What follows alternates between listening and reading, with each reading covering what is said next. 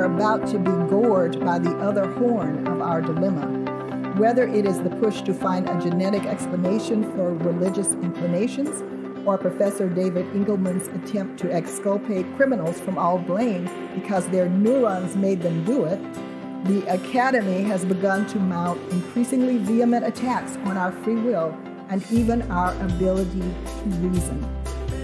The abolition of man proceeds apace, and in Prince's inimitable lyric, "Dim devils come dressed as light."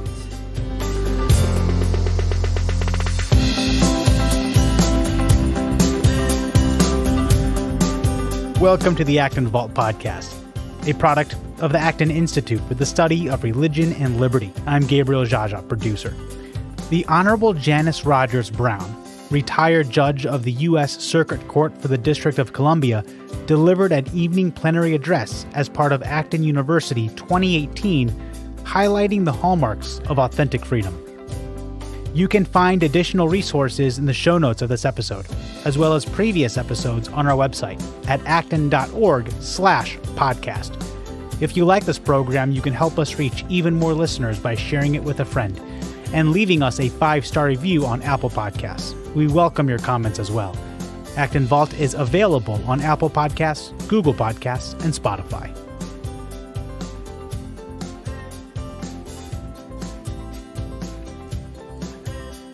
Every law student discusses very matter-of-factly what type of judge he or she will be when the call inevitably comes from the White House or the governor's mansion.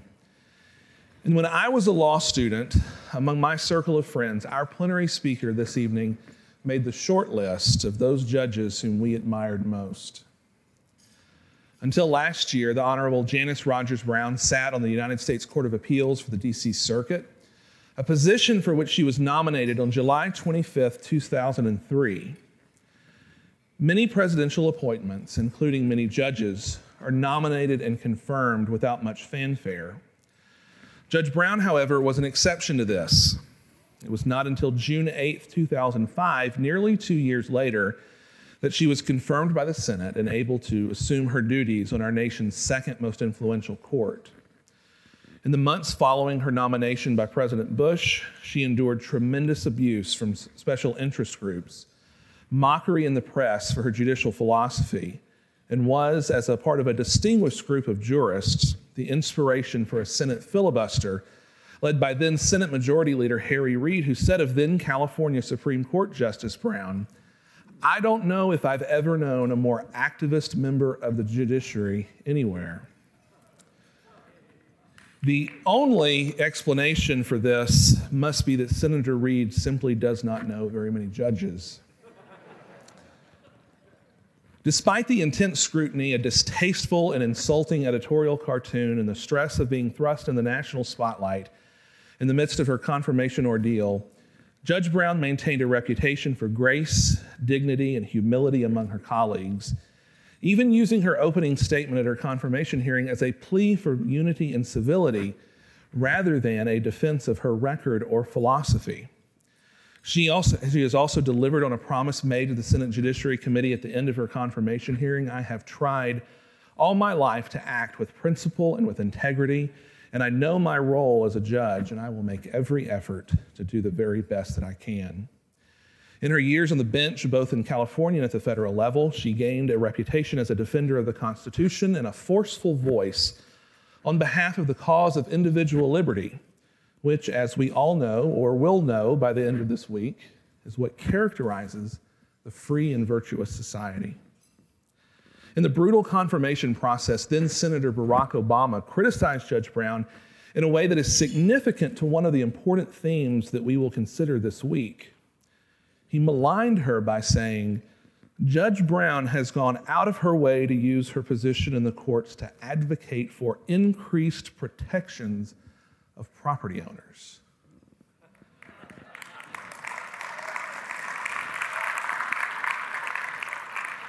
Many worse things have been said about judges, Judge Brown, but we wish there were more of your colleagues on the bench who would be vulnerable to such criticism.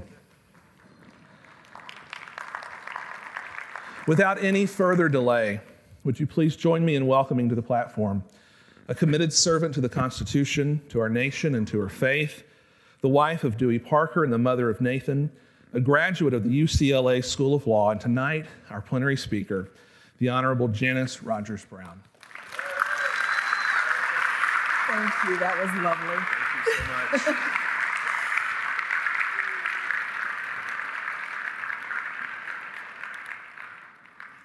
Good evening. I want to begin by thanking Father Sirico and everyone at the Acton Institute for inviting me to speak with you. Like Kenneth Elzinga, I can honestly say I am thrilled to be here. I started this journey 2 years ago, so it's taken me a while, but I want you to know how much it has refreshed my spirit just to be among you and hear thoughtful people dedicated to recultivating the principles of a free society.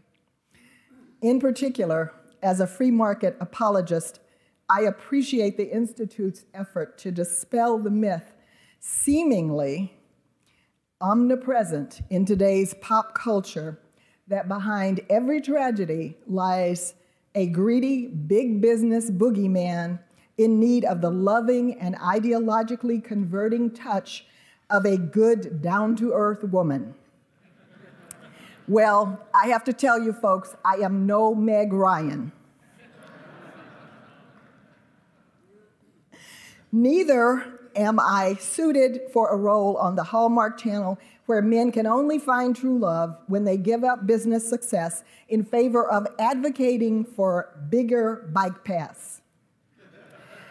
For better or worse, I stand alongside those who promote free markets, a healthy respect for property rights, and as a Christian, and the rule of law as the best means of extricating entire societies from the chains of poverty.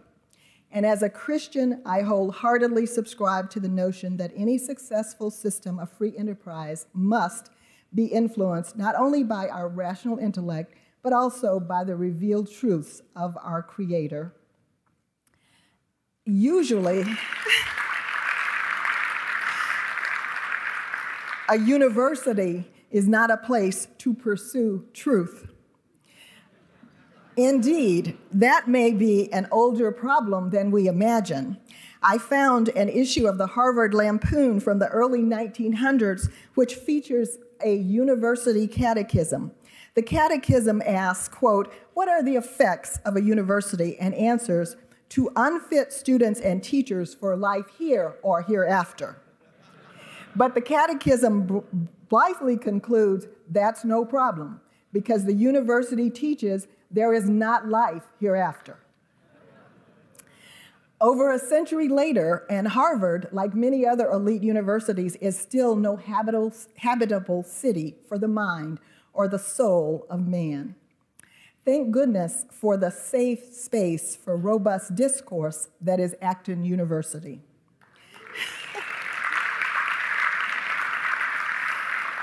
I am grateful for this brightly lighted island of study and scholarship.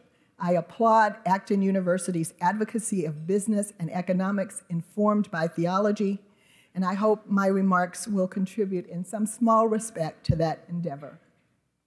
I want to speak to you tonight about the state of freedom in our country and how we can work together to preserve and restore it. Freedom, a word so lofty in its aspirational grandeur and yet so often abused and misused in practice. For as President Lincoln once observed, we all declare for liberty, but in using the same word, we do not all mean the same thing. This was true in 1864, and it is arguably even more so today in our post-Christian age. Not only does our contemporary polity disagree about the meaning of freedom, but its competing definitions are fundamentally incompatible, such that what one man defines as freedom, another recoils from as the exercise of tyranny. Of course, I recognize our challenges may seem to pale in comparison to the real life and death threats faced by people like Maria Machado, the speaker at Tuesday night's plenary session.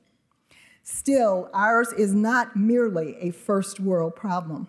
I agree with Mary Ann Glendon's observation that tyranny does not always announce itself with a blare of trumpets or bullets.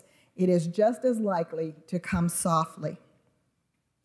To reground society on proper first principles, we must first understand what characterizes authentic freedom and what is necessary for human flourishing. God grants us freedom from bondage and freedom of choice. As people of faith, we may rejoice in the knowledge that, in the words of a plaintive refrain I learned as a child, Pharaoh's army got drowned it. But they don't stay drowned it. That army keeps being reconstituted and given newer and better tools with which to woo us or subdue us. This struggle between light and darkness, between slavery and freedom, is perpetual. In 1944, C.S. Lewis predicted the time might not be too far off when the abolition of man would be complete. He recognized that man without God would not be man. He said a dogmatic belief in objective value is necessary to the very idea of a rule which is not tyranny or an obedience that is not slavery. 30 years later, Professor Arthur Left candidly acknowledged that the project was complete. He said the rejection of God eliminated the possibility of any coherent or even more than momentarily convincing ethical or legal system other than the diktat of the enlightened elite.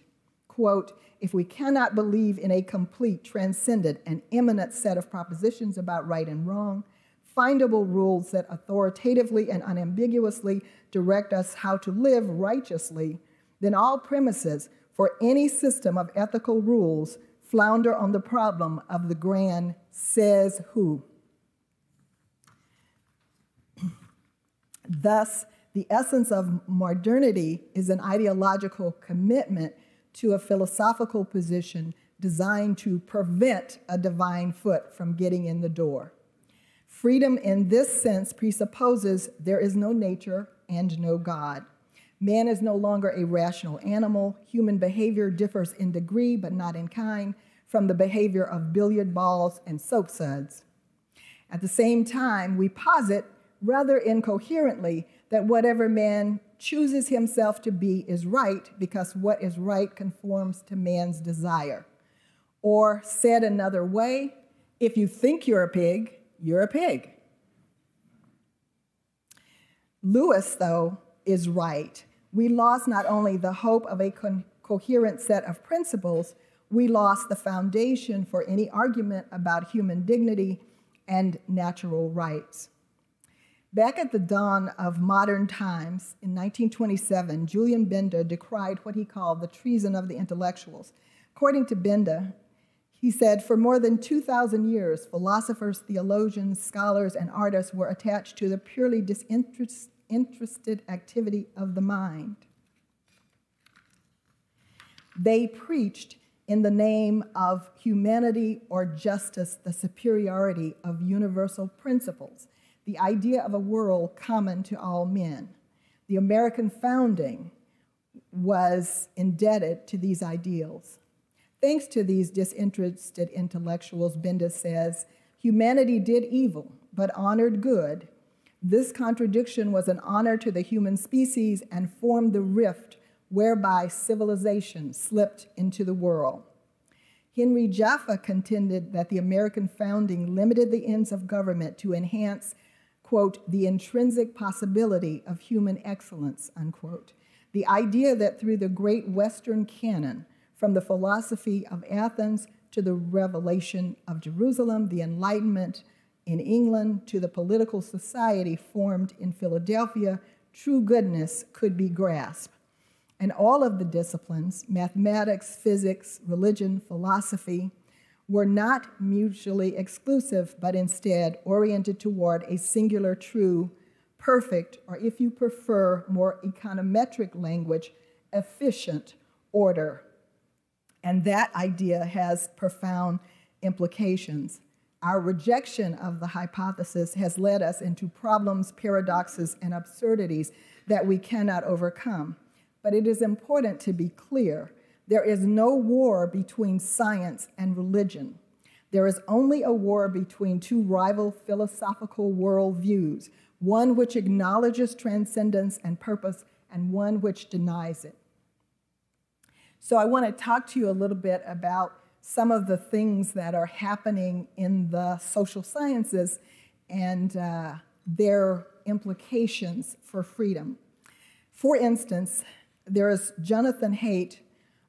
He calls himself a moral psychologist, and he describes the goal of his book, The Righteous Mind, as seeking to change the way we think about morality, politics, religion, and each other.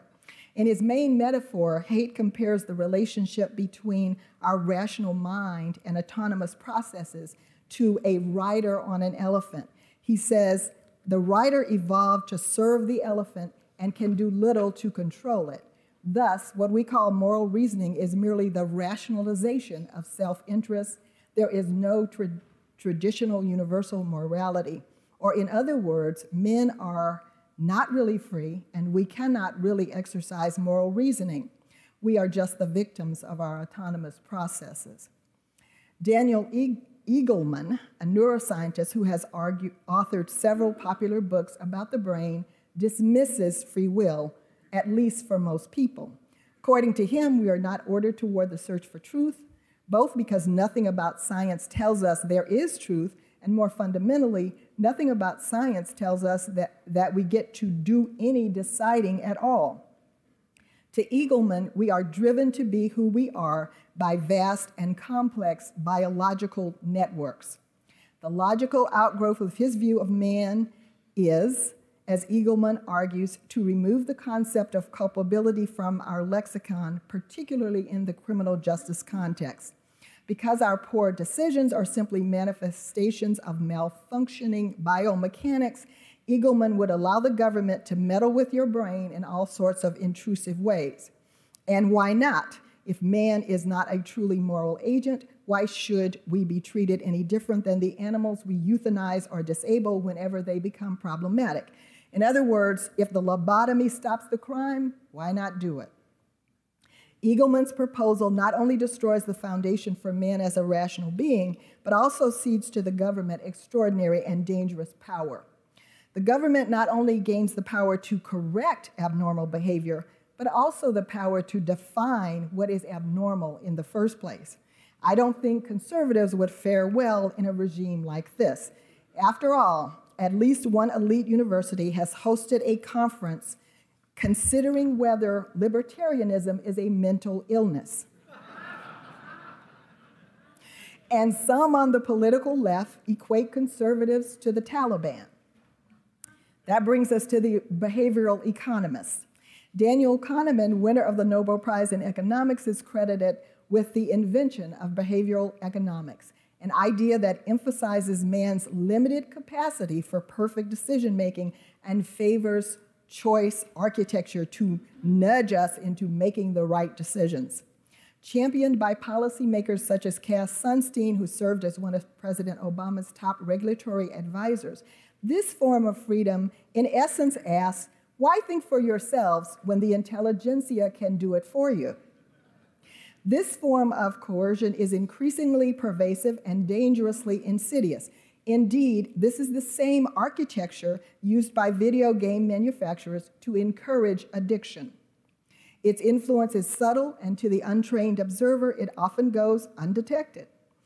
And in the political realm, the ease with which it can be repackaged in the guise of compassion makes it broadly appealing. Even with the change in administrations, the nudging philosophy has taken root in the legal academy as well as in other social sciences. As with all ideas from the ivory tower, it will continue to embed itself and percolate down through our culture. I will return to this phenomenon in a moment, but I want to at least touch on the social scientists, because I can't ignore the rapidly increasing scholarly literature of democracy skeptics. As Jason Brennan bluntly puts it in Against Democracy, psychologists, sociologists, economists, and political scientists have spent more than 60 years studying how people think about, react to, and make decisions in politics. And they reasonably conclude, quote, most of us are horribly ill-equipped for self-government, unquote. That is true. As a recent survey shows, 7% of Americans think chocolate milk comes from brown cows.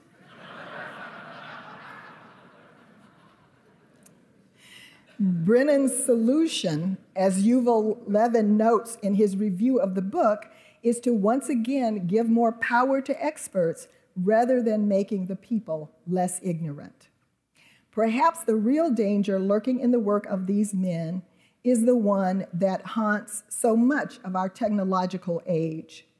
We can conceive only of technological solutions, even to decidedly non-technological problems. But technological insight into the inner workings of the human person perpetuates the old heresy that man may flourish quite apart from any consideration of virtue and goodness. The great error of both collectivist determinism and individualistic license is detaching the understanding of human freedom from obedience to the truth.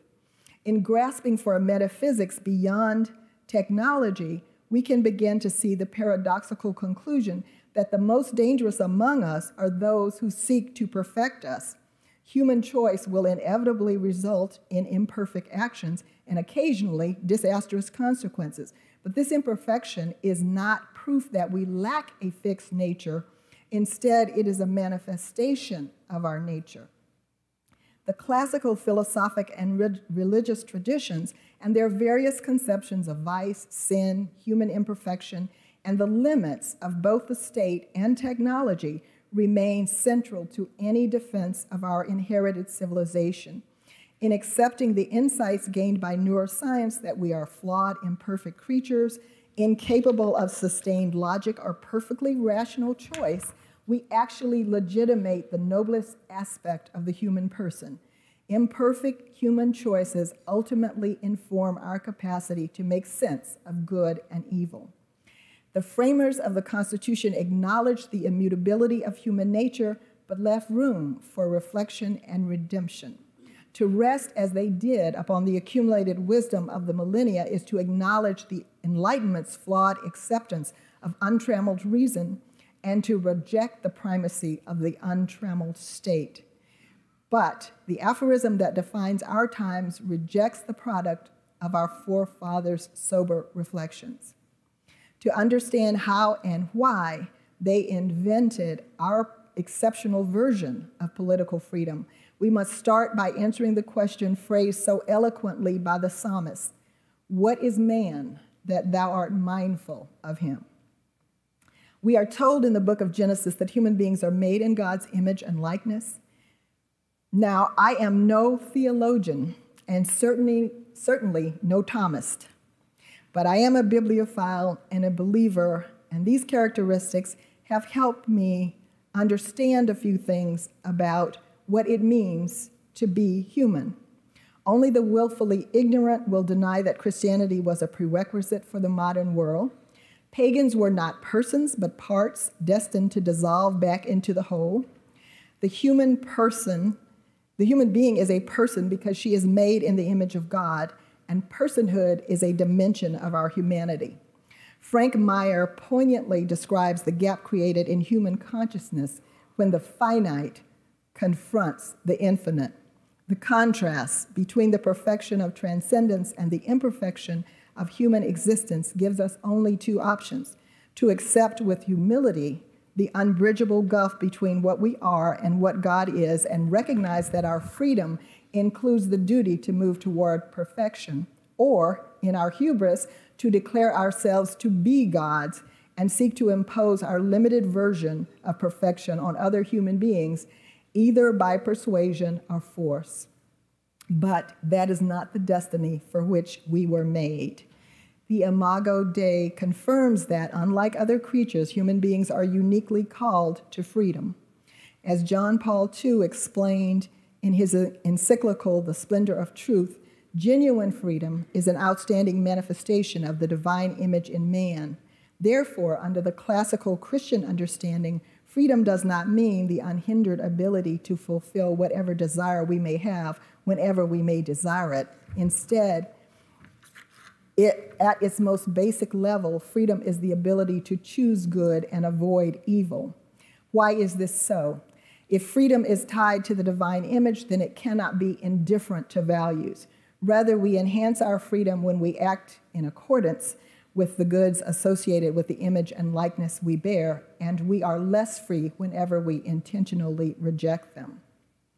To become free, we must use our intellect, enlightened by revelation, to discern truth, and then we must exercise our will to pursue that truth. Thus, genuine freedom and free will require possession of a radical form of self-governance and self-mastery that permit us to remain single-mindedly focused on pursuing the good, irrespective of the vicissitudes of mood, life circumstances, or the presence of temptation. Or to put it another way, man becomes free to the extent that he comes to a knowledge of the truth, and to the extent that this truth and not any other forces guide his will. There are many takeaways from this, but the principle among them is the recognition that freedom and truth are interdependent. And to quote John Paul II again, he says, "Truth and freedom either go together hand in hand, or together they perish in misery." In a world without truth, he states, freedom loses its foundation and man is exposed to the violence of passion and to manipulation, both open and hidden. This is quite a lofty conception of man indeed. Understanding what we possess by virtue of being made in God's image means we can truly join confidently with the psalmist in answering his question, what is man that God is mindful of him?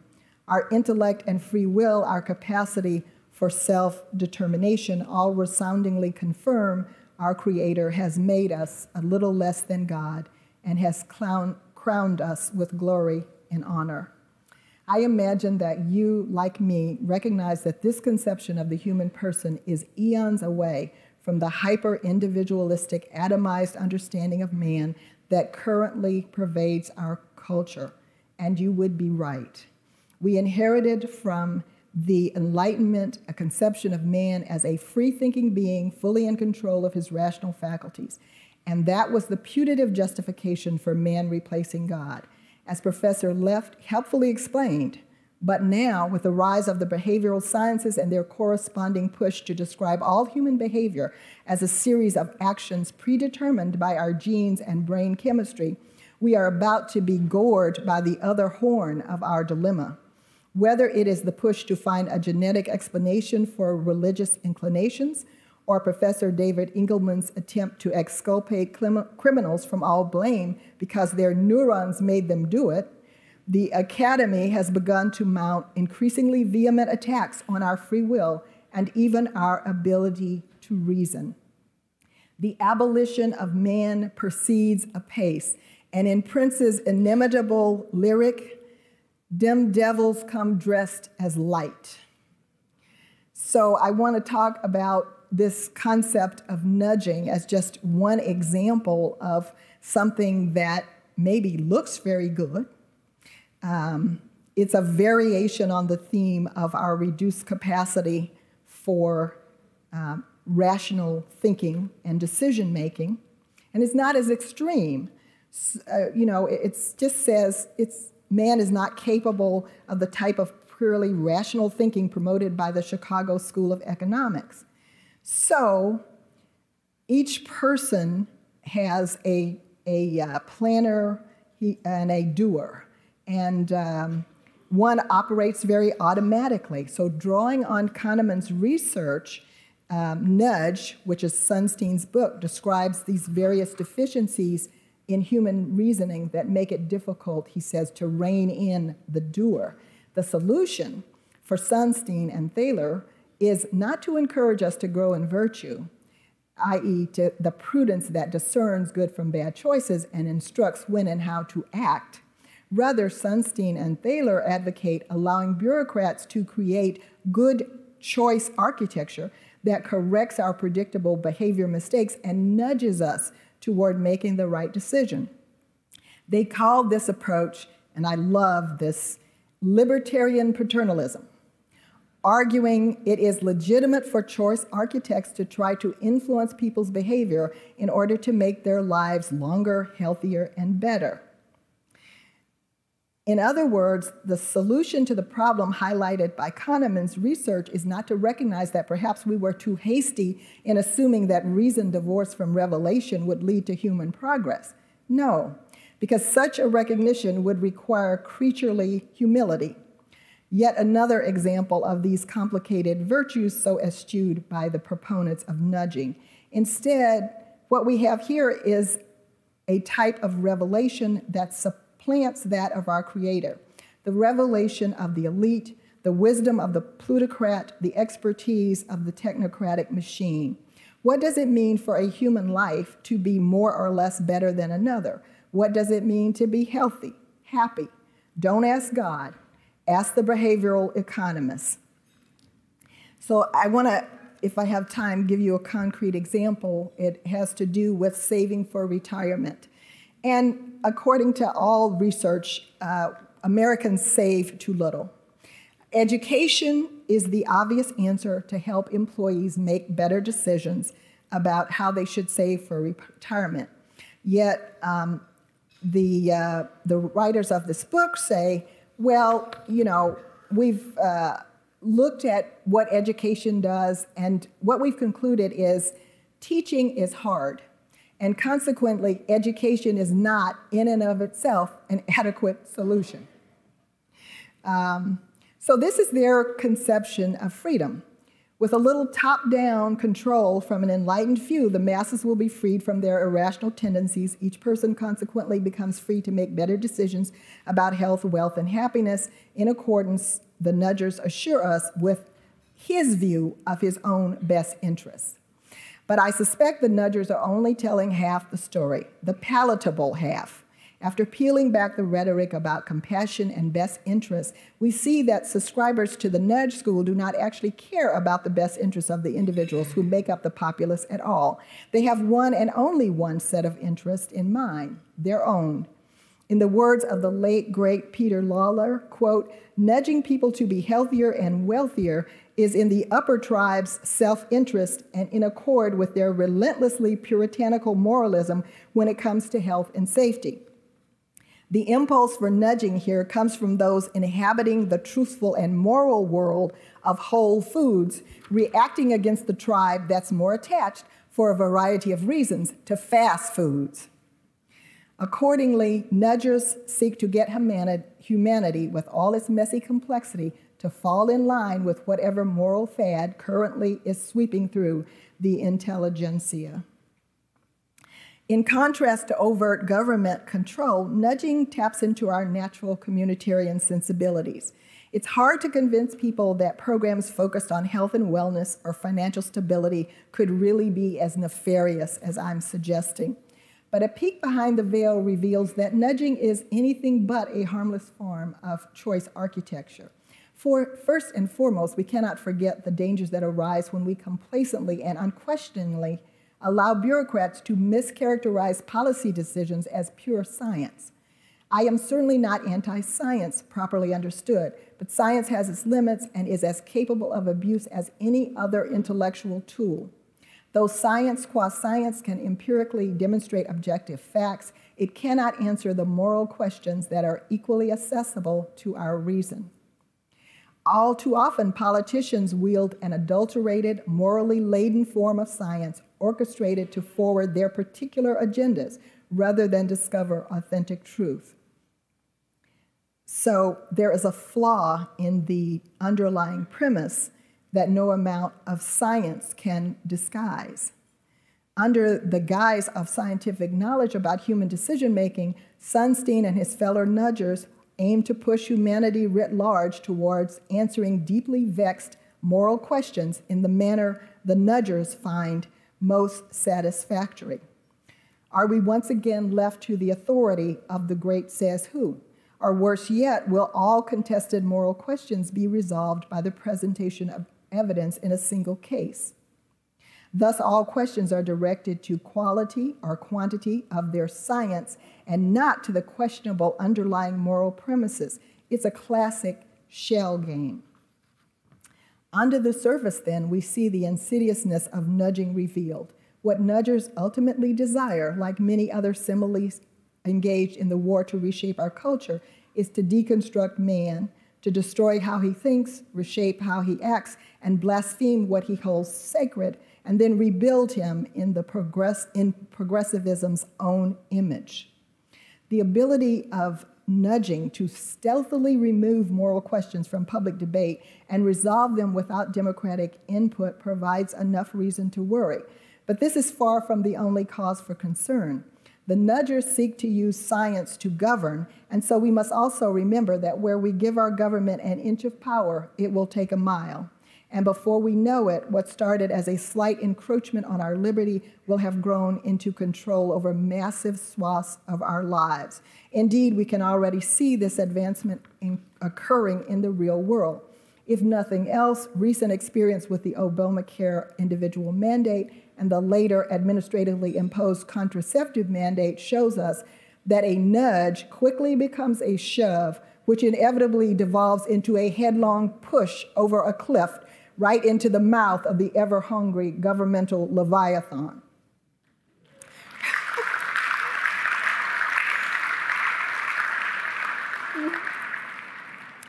But perhaps most egregious of all, consider what nudging does to man's genuine nature and capacity for freedom. Remember, the point of nudging is to remove the burden of deliberative decision-making from the individual person. Rather than make a person wrestle with the difficult choice of whether to choose a piece of fruit over a candy bar, we will just strategically place the fruit so it will be chosen without much thought, or better yet, with no thought at all, and voila. A healthy person is born. But remember, too, that choice is the very heart of virtue, and unthinking actions do not contribute to moral growth. Though nudging may make a man externally healthier, assuming, that is, that it is effective, it will not make him internally free. Every time the government nudges us toward making a particular choice in a difficult decision, it necessarily also removes the chance for self-reflection, moral growth, and even creativity. In essence, it removes the freedom to fail, our chance to learn through suffering. It withholds from us the chance and indeed the necessary opportunity to get down in the mud and engage in the hard work of making our passions subservient to our will, of learning to think for ourselves, of recognizing what is good and choosing the good freely. Just think back on your own lives. How many hard conversations have catalyzed immense changes in our relationships? How many times have our mistakes and repeated encounters with the same old vices given us pause, pricked our consciences, and suggested we reorient our priorities? More than food preferences and retirement plans are at stake here. Everything is interconnected, and as we allow ourselves to be formed to a greater and greater degree by government, we lose the capacity to exert our independence and freedom in whatever realm of individual decision-making is left.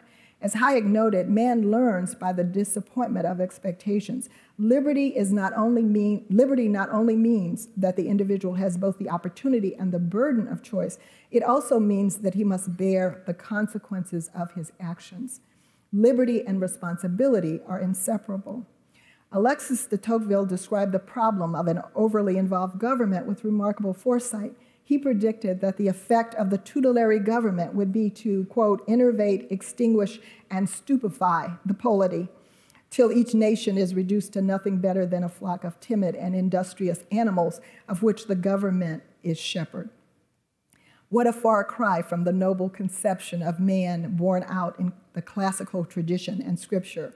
Rather than possessors of inimitable dignity, capable of authoring our own lives and charting our own courses, we have become weak, malleable little balls of clay, subject to the whims of the ruling class. And make no mistake, there is a ruling class and a new aristocracy, and it is apparently hereditary. So how do we stem the cultural tides that seem to be leading us ever closer to perdition? How do we recapture the Christian anthropology of man? Despite what my remarks may suggest, I hope we have not passed the point of no return. I would like to answer this question where we began by turning once more to the words of Abraham Lincoln. Our reliance, he says, is in the love of liberty which God has planted in our bosoms. Our defense is in the preservation of the spirit which prizes liberty as the heritage of all men in all lands everywhere. If we are content to see others chained, he warns, we are preparing our own limbs for shackles. And if we become accustomed to trampling on the rights of those around us, we have lost the genius of our own independence. Though Lincoln spoke of physical chains and corporal enslavement, fetters of thought and imprisonment of mind prove no less dangerous. In our contemporary culture, we must cultivate a deep love within ourselves for our God-given liberty, using our will to zealously guard against infringements in whatever form they come. We must also remember John Paul II's admonishment that truth and freedom either rise or fall together. We have a moral obligation then to think not only of ourselves, but also to defend all who will fall victim to these attempts to deconstruct what makes us uniquely human. In the 21st century, proclaiming release to the captive requires speaking out against attempts to deny or negate our free will. Granting liberty to the oppressed necessitates courageously calling out the false idols of compassion for the poor and downtrodden that undergird this philosophy.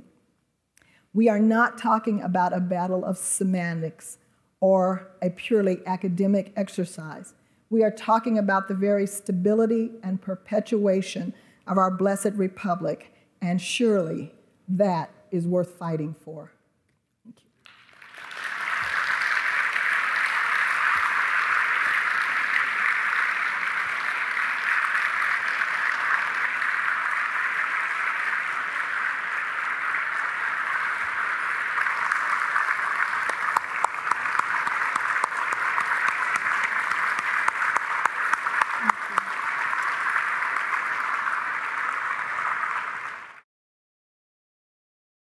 So, if you recall, we have questions being fed to us through Slido. Okay. And we'll have time for a few of these. So, what are your thoughts on the increased politicization of the Supreme Court, so much so that voters make their decisions solely on the state of the court? Wow. Well, it would be good to live in a world where the Supreme Court was not a political institution. But the reality is, it is a very political institution.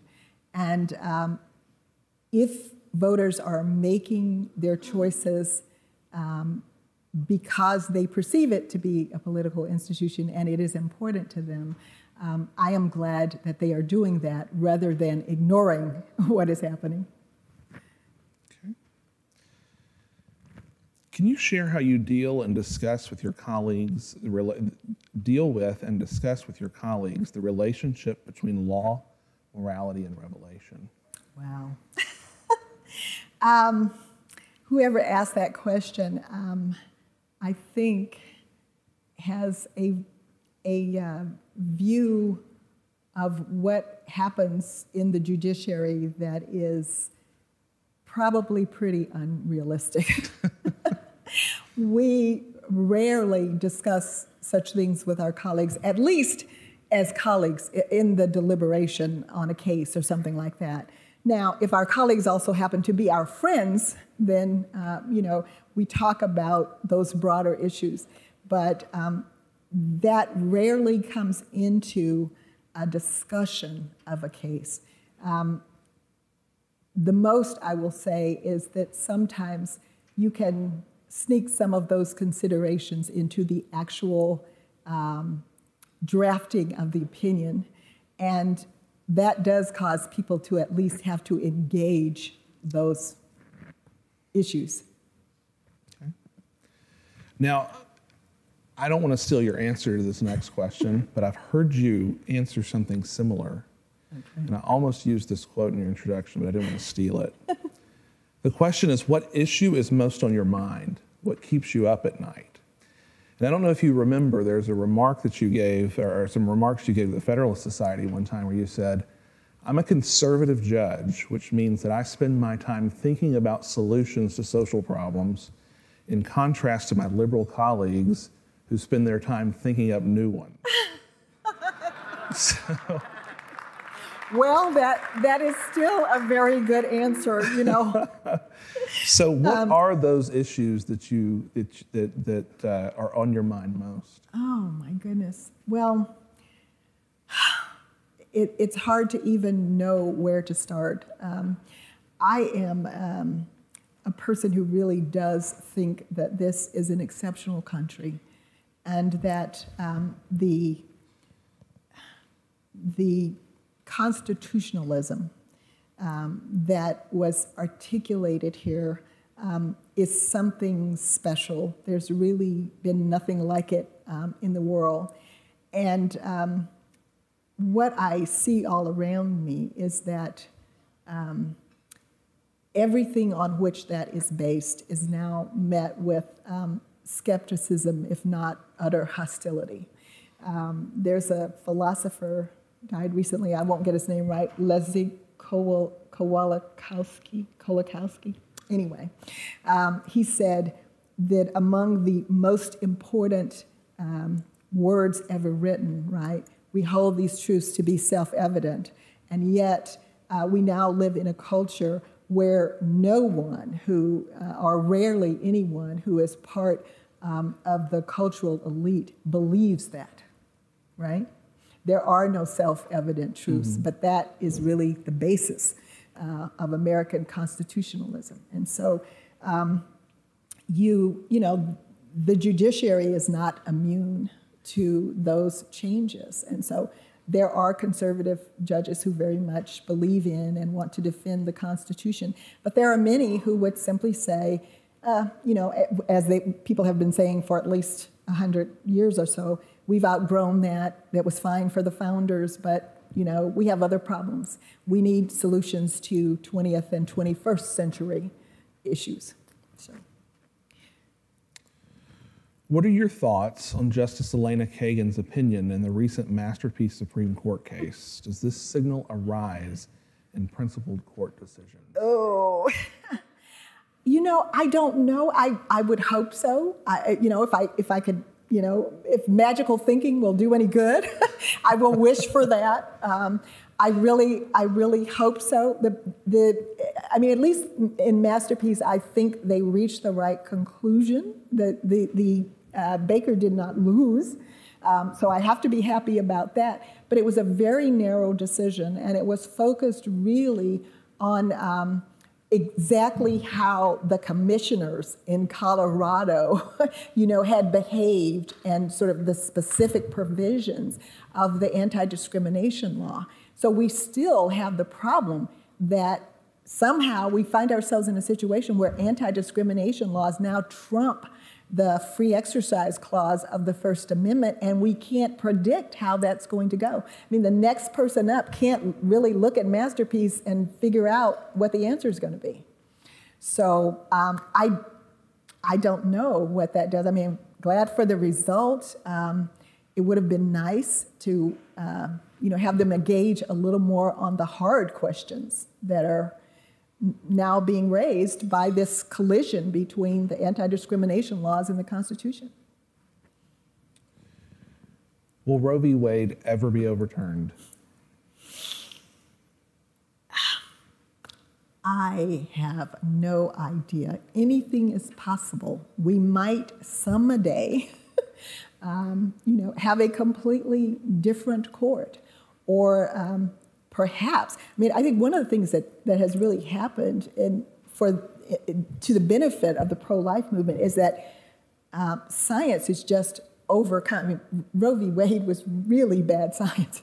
And people are just learning so much more about it that it's actually shifted public opinion. I mean, there was a while when public opinion was heavily, pro-choice, and now it has shifted back the other way. And I am convinced that the reason for that is now everybody's first picture in the baby book, is in vitro. It's so that has, you see that there's words and there's law and then there's reality. So, what surprised you most in your years on the bench?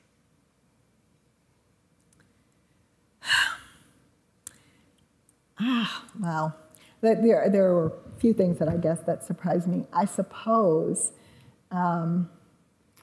what maybe surprised me the most is that I was always on an appellate court, and appellate courts have a process which requires you to, depending on if you're on a Supreme Court or an intermediate appellate court, to convince either at least one other judge or perhaps 3 other judges. And that is an interesting process, this idea of, that you are doing symphonies, rarely solos, and so you have to try and actually find a way to reach consensus, sometimes on very contentious issues. And so one of the things that surprised me is how good a process that is if you make a number of people who actually are really smart and can think hard about things, sit down and work through it, and then you have to write it, right? And so much of what I see happening around us with everybody, never an unpublished thought, Twitter flying hither and thither all over the place. I think that if we could have in our political discussion, more of that process of you have to persuade, right? You have to actually be able to write it down, back it up, explain how you got there, and try to enlist their support. I think we have much better politics.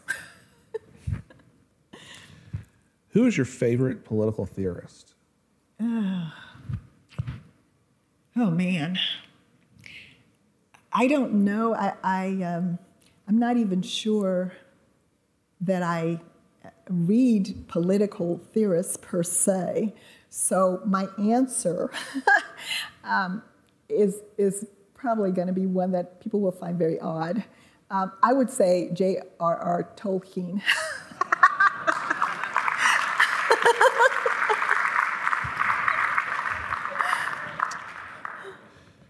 Do you believe that protecting religious freedom is enough, or should religious people be more active in defending their views as universally good? Well, I don't know what is meant by whether protecting religious freedom is enough, because we haven't protected it. We have really allowed ourselves to lose a constitutional protection. There's no doubt about that. That has happened to us, and we did nothing. I think people were stunned. But what you may not be aware of is that the pressure on religious freedom goes all the way back to the early 90s. In a case, I think it was the case is Smith v. some personnel board or something like that. But basically, that's where the court dumped the higher level of scrutiny for laws that infringed on free expression, and basically said if the law is generally applicable and neutral, in other words, not specifically, explicitly directed to infringement on religion, no harm, no foul. So that is how we got RFRA. That is why the Congress, and by the way, at that time, early 90s, the vote for RFRA, which is the Restoration of Religious Freedom Act, was overwhelming, and it was across the political spectrum. It was not a right-left issue at all. But I don't think you could do that now. you could definitely not do that now. And so the problem is we actually are in a situation where, although in theory there ought to be constitutional protection, there is actually only statutory protection, and that could go at any time. And I don't know if you recall, but when a couple of states tried to enact what was essentially RFRA, they were, harried, pilloried out of the public square and, threatened and boycotted and all kinds of things. And that was something that Congress itself had passed 20 years earlier. So we have not protected it. So the answer to your question is no, it is not enough. People of faith need to be aware of what is happening. They need to begin to articulate arguments. They need to get into the public square and defend free exercise. That is the first of our constitutional protections, the right to conscience. And it is under assault from every direction. And the administrative state makes that so easy for anybody who wants to do it, because you can't get at the decisions of administrative agencies, really.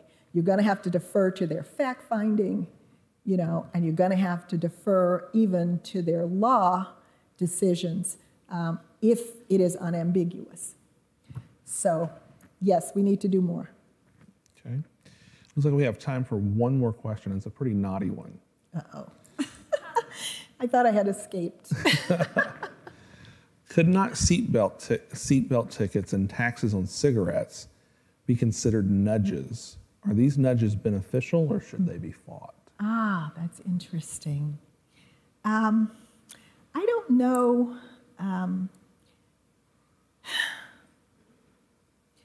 I think the seatbelt law is probably just a law. I mean, it's one that, maybe people weren't thrilled to have, but they became convinced, And I guess the nudge would be that many manufacturers have actually made it impossible for you to start your car without the seatbelt. So they have basically trained us. That clearly is a nudge. It doesn't come directly from the government, but I guess the government encouraged them to find ways to make people respond. And I'm sorry, I forgot the second one. Cigarette taxes. Yeah, that clearly is intended to control behavior. And it's interesting how tax law is really being used that way. If you look at the Obamacare individual mandate, that's exactly what it was, escalating penalties, and since the IRS enforced it, perhaps prison. That's more than a nudge. That was kind of a brick bat. All right. Well, Judge Brown, thank you so much for joining us tonight and for being here this week. Thank you so much.